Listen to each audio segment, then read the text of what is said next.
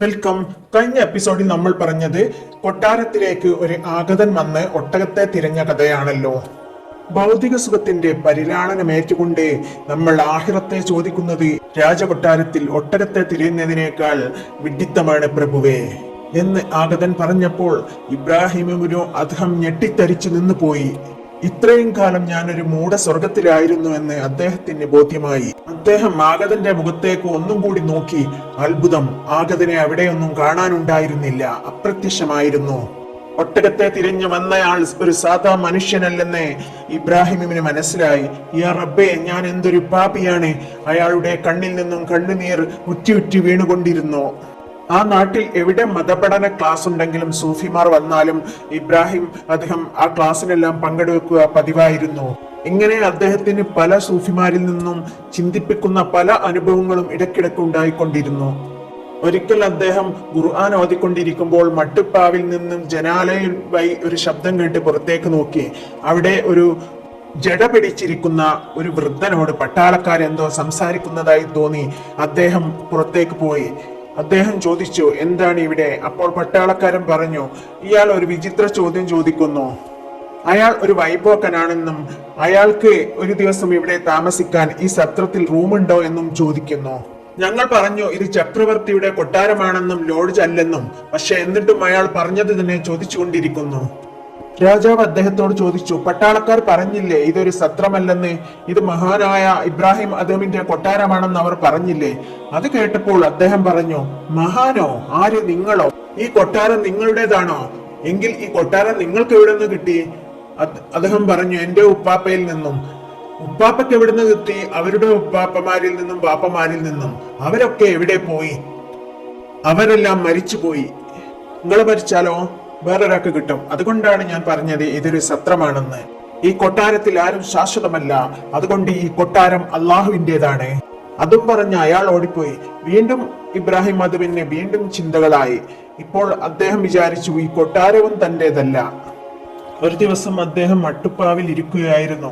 അവിടെ നിന്ന് ജനാലിലൂടെ താഴോട്ട് നോക്കിയപ്പോൾ അപരിചിതനായ ഒരു യാത്രക്കാരൻ കൊട്ടാര മതിലിനോട് ചാരി വിശ്രമിക്കുകയായിരുന്നു. രാജാവിനെന്തോ അയാളെ കൂടുതൽ സമയം നോക്കി നിന്നു. അയാളുടെ മുഖത്ത് ഒരു പ്രകാശം മിന്നിമറയും പോലെ ഉണ്ടായിരുന്നു. വേഷം കണ്ടാൽ ഒരു പിച്ചക്കാരനാണ്, പക്ഷെ അദ്ദേഹം ഒരു സാധാരണക്കാരനല്ലെന്ന് ഒറ്റനോട്ടത്തിൽ തന്നെ മനസ്സിലായിരുന്നു. അദ്ദേഹം പട്ടാളക്കാരോട് പറഞ്ഞു, അയാളെ കൊന്ന് പിടിച്ചു കൊണ്ടുവരൂ. പട്ടാളക്കാരുടനെ വിളിച്ചു കൊണ്ടുവന്നു. പരസ്പരം സലാം ചൊല്ലി. നിങ്ങൾ എവിടെ നിന്നാണ് വരുന്നത്? ഞാൻ വളരെ ദൂരെ നിന്നാണ് വരുന്നത്. നിങ്ങളെ കണ്ടിട്ട് ദീർഘദൂരം യാത്ര ചെയ്ത് വന്നതാണെന്ന് തോന്നുന്നല്ലോ. ഇല്ല, എന്റെ യാത്ര കഴിഞ്ഞില്ല. ഞാൻ മക്കയിലേക്ക് പോവുകയാണ്, ഹജ്ജിന് പോവുകയാണ്. നാളെയാണല്ലോ ഹജ്ജ് എന്നയാൾ പറഞ്ഞു. യാത്രയിൽ ക്ഷീണം വന്നപ്പോൾ ഞാൻ എവിടെയിരുന്ന് വിശ്രമിക്കാൻ കയറിയതാണ്.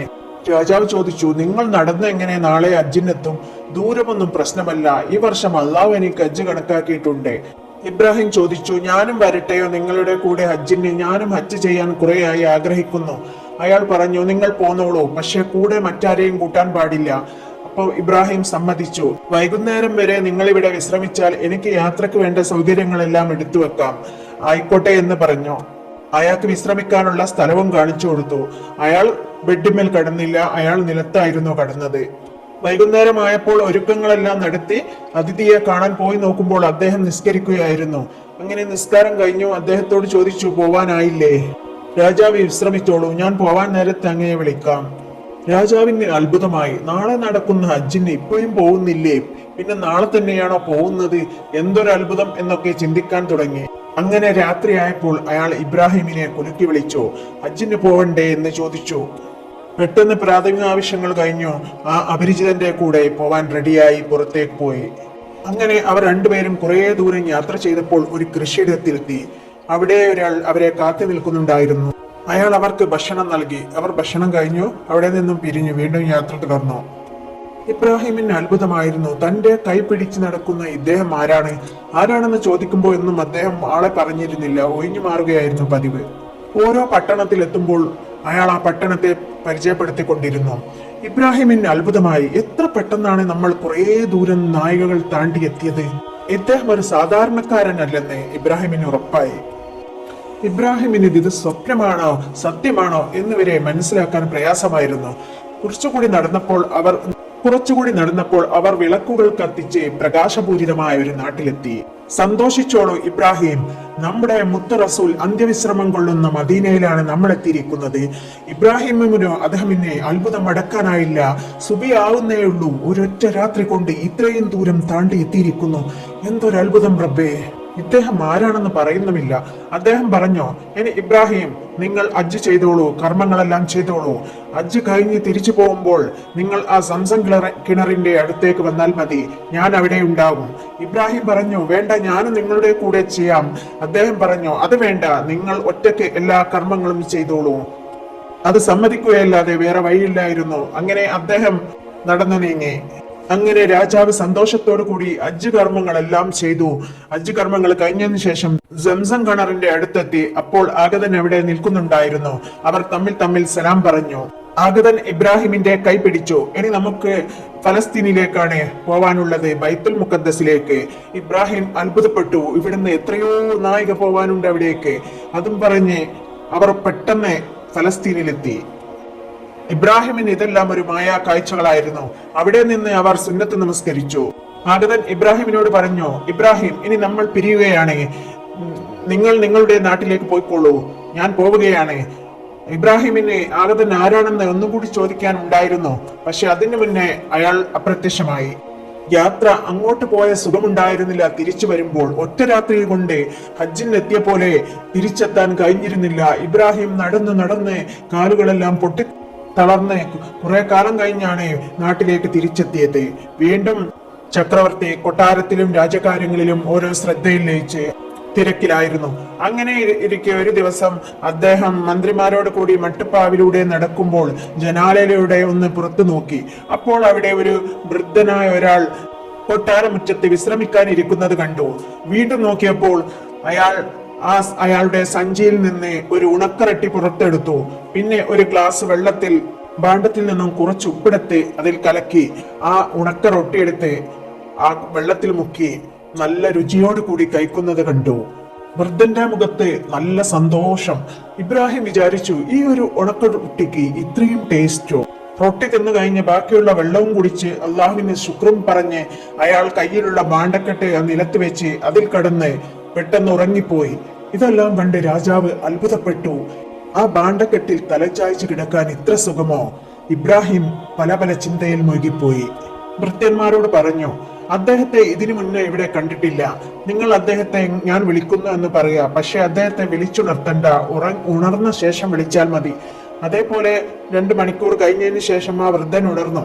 അപ്പോൾ ഭൃത്യന്മാർ പോയി അദ്ദേഹത്തോട് പറഞ്ഞു, അങ്ങേ രാജാവ് വിളിക്കുന്നുണ്ട്, ഇത് കൊട്ടാരമുറ്റമാണ്, അങ്ങയെ പരിചയപ്പെടാനാണ് വിളിക്കുന്നത്. അങ്ങനെ ആ വൃദ്ധൻ അവരുടെ പിന്നാലെ പോയി.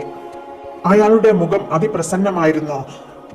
സുൽത്താൻ അയാളെ ഉന്നത ഇരിപ്പിടത്തിൽ തന്നെ സ്വീകരിച്ചിരുത്തി. എന്നിട്ട് അയാളോട് ചോദിച്ചു, നിങ്ങൾക്ക് വിശക്കുന്നുണ്ടോ? ഭക്ഷണം വേണോ? അയാൾ പറഞ്ഞു, എനിക്ക് വേണ്ട, ഞാൻ വയറ് നിറച്ചു കഴിച്ചു, അൽഹംദുലില്ലാ. കുറച്ചു നേരം സംസാരിച്ചിരുന്ന് അയാൾ പോയി. ആ സമയത്ത് സുൽത്താൻ വീണ്ടും ചിന്തയിലായി. പഠിച്ചോനെ, ഇയാൾക്കൊന്നുമില്ല, എന്നിട്ടും ഇയാൾ എത്ര സന്തോഷത്തിൽ എത്ര സുഖത്തിൽ ജീവിക്കുന്നു. ഈ കൊട്ടാരവും നിധിയും സർവ്വതുമുള്ള ഞാനോ എനിക്ക് ഒരു സമാധാനമുണ്ടോ? ജീവിതത്തിൽ വന്നുപെട്ട ഓരോ തരം അനുഭവങ്ങളും അദ്ദേഹത്തെ ചിന്തിപ്പിച്ച് അദ്ദേഹം ഇപ്പോൾ മാറിക്കൊണ്ടിരിക്കുകയായിരുന്നു. അദ്ദേഹത്തിന്റെ മാറ്റം കൊട്ടാരത്തിലുള്ളവരും പരിസരത്തിലുള്ളവരും രാജ്യത്തിലുള്ളവരും എല്ലാവരും മനസ്സിലാക്കി. വീണ്ടും പല അനുഭവങ്ങളും അദ്ദേഹത്തിന്റെ ജീവിതത്തിൽ ഉണ്ടായി. പലതും അദ്ദേഹത്തെ പഠിപ്പിക്കാൻ തരത്തിലുള്ളതായിരുന്നു. ഇപ്പോൾ അദ്ദേഹത്തിന് ഒരു കാര്യം മനസ്സിലായി. ഈ കൊട്ടാരവും ഇതിലുള്ള സർവസ്വവും കെട്ടിപ്പിടിച്ചു നിന്നാൽ എനിക്കെന്തായാലും എന്റെ ആത്മശാന്തി കിട്ടുകയില്ല. ഇതെല്ലാം ത്യജിക്കണം, അതേ ഇനി വഴിയുള്ളൂ. പാശ്ചാത്താപ വിവശനായ അദ്ദേഹത്തെ കൂടുതൽ ഉന്നതിയിലേക്ക് എത്തിക്കാനാവണം അള്ളാഹു വീണ്ടും അങ്ങനത്തെ ഓരോ അനുഭവ പരീക്ഷണങ്ങൾ അദ്ദേഹത്തിന് കൊടുത്തത്. അദ്ദേഹം തന്റെ സിംഹാസനവും കൊട്ടാരവും രാജ്യവും വിട്ട് പോവാൻ തന്നെ തീരുമാനിച്ചു. അദ്ദേഹം മന്ത്രിമാരെ വിട്ടു എല്ലാവരെയും വിളിപ്പിച്ച് കൊട്ടാരത്തിലേക്ക് നാട്ടുകാരെയും മന്ത്രിമാരെയും എല്ലാവരും രാജ്യസഭയിൽ ഒത്തുകൂടി. രാജാവിന് എന്തോ പറയാനുണ്ടെന്ന് തോന്നുന്നു. രാജഭടന്മാർ എല്ലാ ഭാഗത്തും പെരുമ്പറ കൊട്ടി അറിയിച്ചതിനെ തുടർന്ന് നാനാ ഭാഗത്തു നിന്നും ജനങ്ങൾ കൊട്ടാരത്തിൽ തടിച്ചുകൂടി. എല്ലാവരുടെ മുഖത്തും അത്ഭുതവും അമ്പരപ്പുമായിരുന്നു. എന്തിനായിരിക്കും ഇങ്ങനെ ഒരു സഭ കൂടിയത്? ആർക്കും ഒന്നും മനസ്സിലായില്ല. ജനങ്ങളെല്ലാം സദസ്സിൽ നിരനിരയായി ഇരുന്നു. മന്ത്രിമാരും മറ്റു പ്രധാനപ്പെട്ടവരും അവരവരുടെ സീറ്റുകളിൽ ഇരുന്നു. രാജാവും രാജാവിന്റെ ഭാര്യയും മക്കളും എല്ലാം അവരവരുടെ സ്ഥാനത്തിരുന്നു. അവർക്കും അറിയില്ലായിരുന്നു രാജാവ് എന്തിനാണ് ഇങ്ങനെ വിളിപ്പിക്കുന്നതെന്ന്. എല്ലാവരും റെഡിയായപ്പോൾ രാജാവ് എഴുന്നേറ്റ് നിന്നുകൊണ്ട് പറഞ്ഞു, പ്രിയപ്പെട്ട ജനങ്ങളെ, ഞാൻ നിങ്ങളെ വിളിപ്പിച്ചത് ഒരു പ്രധാനമായ കാര്യം പറയാനാണ്. ഞാൻ ഒരു തീരുമാനമെടുത്തിട്ടുണ്ട്. അത് നടപ്പിലാക്കാൻ നിങ്ങളെല്ലാവരും എന്നെ അനുവദിക്കണം. അള്ളാഹുവിന്റെ കൃപയാൽ എനിക്ക് രാജപദവി കിട്ടി. ആ രാജപദവി നല്ല നിലയിൽ ഉപയോഗിക്കുന്നതിന് പകരം ഞാൻ എന്റെ സുഖത്തിന് വേണ്ടി ഉപയോഗിച്ചു. എനിക്കതിന് അള്ളാഹുവിനോട് പ്രായശ്ചിത്തം ചെയ്യണം. ഞാൻ ചെയ്ത തെറ്റുകൾ നിങ്ങളെല്ലാവരും പൊറുക്കുക. നാട്ടുകാരെ, ഭൗതിക സുഖത്തിന്റെ പറുദീസയിൽ ഞാൻ എന്റെ രക്ഷിതാവിനെ തന്നെ മറന്നുപോയി. അതുകൊണ്ട് എനിക്ക് എല്ലാം വെടിഞ്ഞ് അവന്റെ പ്രീതി തേടി പോവേണ്ടതുണ്ട്. സംഭവം കേട്ട് ഭാര്യയും മക്കളും മന്ത്രിമാരും നാട്ടുകാരുമെല്ലാം രാജാവിനോട് ഒരുപാട് കരഞ്ഞു പറഞ്ഞു നോക്കി. പക്ഷേ രാജാവ് അതൊന്നും ചെവികൊണ്ടില്ല. അദ്ദേഹം ഭാര്യയോടും മക്കളോടുമെല്ലാം പൊരുത്തപ്പെടിച്ചു. ഞാൻ പോവുകയാണ്, എല്ലാവരും എനിക്ക് സമ്മതം തരണം. അദ്ദേഹം ഉള്ളുരുകി പ്രാർത്ഥിച്ചു കൊണ്ടിരുന്നു, അള്ളാഹുവേ, ഇവരുടെ കരച്ചിലൊന്നും ഞാൻ ലയിച്ചു പോവരുതേ, എനിക്കതിനുള്ള ശക്തി തരണമേ റബ്ബേ എന്ന് എത്രയോ വട്ടം അദ്ദേഹം പ്രാർത്ഥിച്ചു കൊണ്ടിരുന്നു. എത്രയും പെട്ടെന്ന് ഇവിടുന്ന് പോവണം, അല്ലെങ്കിൽ തന്റെ മനസ്സ് മാറിപ്പോവും എന്ന് അദ്ദേഹം പേടിച്ചു. അള്ളാഹുവേ, ഇന്നു മുതൽ ഞാൻ ഈ നാടിന്റെ ഭരണാധിപനല്ല, ഈ കൊട്ടാരവും എന്റേതല്ല, എനിക്കായി ഇനി ഒന്നുമില്ല, ഞാൻ അള്ളാഹുവിന്റെ മാർഗത്തിലേക്ക് വരികയാണ് എന്നും പറഞ്ഞ് അദ്ദേഹത്തിന്റെ രത്നകിരീടവും തിളങ്ങുന്ന പട്ടുവസ്ത്രങ്ങളും എല്ലാം അദ്ദേഹം അവിടെ ഊരിയച്ചു. എന്നിട്ട് അദ്ദേഹം ഒരു കരിമ്പിടം എടുത്ത് പൊതിച്ചു. അത് മാത്രമായിരുന്നു അദ്ദേഹം കൊണ്ടുപോയത്, ഒരു ഖുർആൻ പതിപ്പും. ഇതിന്റെ ബാക്കി നാളെ പറയാം. സംഭവ ബഹുലമായ കഥയാണ്. ഇഷ്ടപ്പെട്ടാൽ ലൈക്ക് ചെയ്യാനും സബ്സ്ക്രൈബ് ചെയ്യാനും മറക്കരുതേ. Thanks for watching.